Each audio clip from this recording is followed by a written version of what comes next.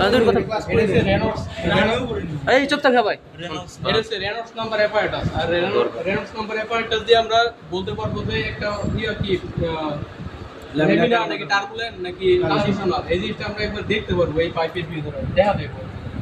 এটার জন্য আমাদের এটার মধ্যে তিনটা পাইপ আছে এই জায়গায়। একটা হচ্ছে ইনলেট পাইপ, একটা হচ্ছে ওভারফ্লো পাইপ, এটা হচ্ছে ওভারফ্লো, আর এটা হচ্ছে ইনলেট, আর এটা হচ্ছে আউটলেট। মানে এই আউটলেটটার মধ্যেই আমরা দেখবো। আর এটা ডায়ামিটার হচ্ছে 12 মিলিমিটার, ঠিক আছে। আর এই যে আউটলেট পাইপটা, যেটা যে ওভারফ্লো পাইপটা, এটা এই দিক দিয়ে এসে বের হইব। এখন আমরা এই যে বাকেটটা, ইঙ্ক বাকেট, এটার মধ্যে প্রথমে কিছু পরিমাণ আমাদের দিতে হইব কালি দেওয়ার পরে এই নব, মানে এটা ঘুরে নব অথবা বলতে পারবো রেগুলেটর কোনটা এই জিনিসটা ঘুরে মানে কালির পরিমাণটা আমরা ফিক্স করবো। আর একটা ওই জায়গা থেকে যে ফ্লোরেটটা কন্ট্রোল করবো, মানে এটা দিয়ে মানে কি আউটপুটের যে পানিটা যাইতেছে এই জিনিসটা কন্ট্রোল করতে হইব।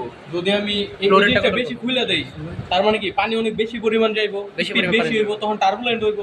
আর এই জিনিসটা যদি টাইট রাখি, তাহলে কি পানি কম পরিমাণ ডেলিভারি হইতে পারবো, মানে পানির স্পিডটা কম থাকবে, তখন ল্যামিনার থাকবো।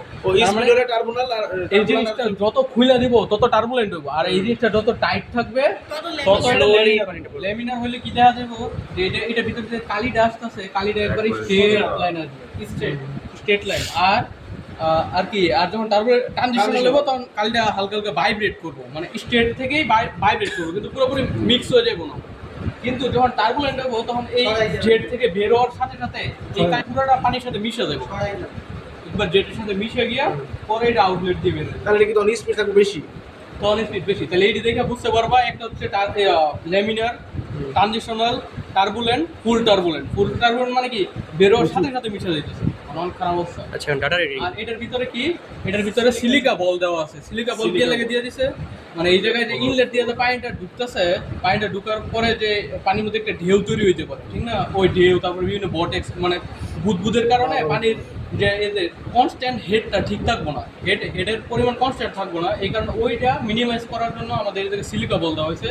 আর ভিতরে একটা ডোনাট শেপ করে দেওয়া হয়েছে। ডোনাট শেপ দেওয়ার কারণে পানিটা ইভেনলি ভিতরে আইতেছে, ডোনাট শেপ আছে, ঠিক আছে? এটাই এই জিনিসটা। তার মানে আমরা কি প্রথমে আমরা এক্সপেরিমেন্ট করার সময় এটা ফুললি টাইট রাখবো। প্রথমে টাইট রাখবো যাতে ল্যামিনার ফ্লো দেখতে পারি। পরে আস্তে আস্তে মানে এটা ঢিলা করবো, মানে যাতে ফ্লোরেটটা বেশি হয়। আর এই জায়গায় আমার 250 মিলিমিটার করে মাপতে হইব পানি, 250 মিলিমিটার। এখন কত সেকেন্ড লাগতেছে এটা করতে? 250 না কত মিলিমিটার আলাদা একটা বাকেটে এসে মাপে, মানে মাপছিল এটা মধ্যে মাপা লাগে, নাহলে ভেলোসিটি তখন এই যে পরিমাণই এটা ফ্লোরেট হিসাব করে, তখন এই জায়গা থেকে ভেলোসিটি বের করতে হয়।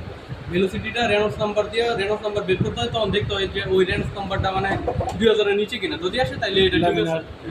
যেটা আমরা ল্যামিনার লেখছি, মানে চোখে দেখার যে ল্যামিনার লেখছি, ওটা এক্সপেরিমেন্টালেও ওটা দেখাই দেবো এটা ল্যামিনার কিনা। তাহলে এটা কেমনে করবো, মানে ওই যে আমরা ফ্লোরেটটা আসছে, ওই ফ্লোরেট থেকে আমরা ভেলোসিটি বের করবো। এরিয়া তো জানা আছে, ভেলোসিটি পাই যাবো। ভেলোসিটি পাইলে রেনল্ডস নাম্বার পাওয়া যাবে। তো রেনল্ডস নাম্বার পাইলে তখন এটা দেখতে হবে এটা 2000-এর নিচে থাকলে ল্যামিনার, উপরে থাকলে ট্রানজিশন। আমার একটা প্রশ্ন আছে।